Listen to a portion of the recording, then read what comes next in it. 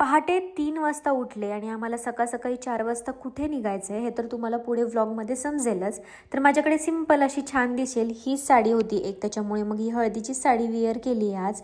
आणि माझ्याकडे जरा जास्त दूध शिल्लक होतं, त्याच्यामुळे म्हटलं की आज आहे ना कॉफीच बनवावी. कारण की चहा नेहमी पिऊन कंटाळा येतो आणि घरूनच आम्ही चहा कॉफी नेत असतो. बाहेर पिणं आम्ही जरा अवॉइडच करतो, त्यामुळे घरूनच आज कॉफी बनवून नेते. आणि इथे सगळी पॅकिंग माझी झाली होती आणि ह्यांना सारख्या हाका माराव्या लागत होत्या कारण हे उठतच नव्हते. मग माझं सगळं आवरलं तेव्हा जाऊन हे कुठेतरी उठलेत. आणि त्यानंतर माझी कॉफी सगळी बनवून घेतली आणि मस्त अशी 3-4 अशी भांडी पडली होती. कारण मला आहे ना ती घासल्याशिवाय काय बरोबर वाटत नाही.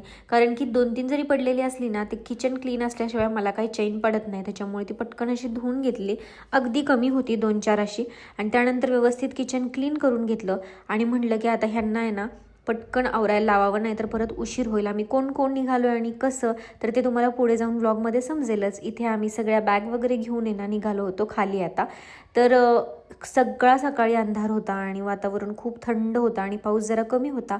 तर पहिल्यांदा तर आम्ही गेलो होतो सेवागिरी महाराजांच्या इथे. आता पुढे जाऊन आम्ही कुठे जाणार आहे, काय काय करणार आहे ते तर तुम्हाला पुढच्या व्लॉगमध्ये बघायला भेटेलच. आणि छान असं पहिल्यांदा आमची सुरुवात होते आमच्या सेवागिरी महाराजांच्या दर्शनापासून.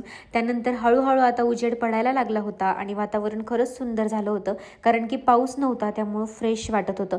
आणि त्यानंतर बघा मस्त असं ऊनसुद्धा आपल्या फेसवरती येत होतं, त्यामुळे खूप छान वाटतंय. भेटू नेक्स्ट व्लॉगमध्ये, तोपर्यंत बाय.